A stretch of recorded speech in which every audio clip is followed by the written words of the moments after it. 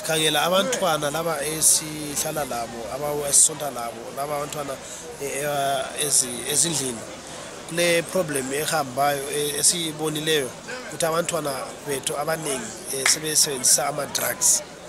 njengoba bahlangana lezinto eziningi empilweni yabo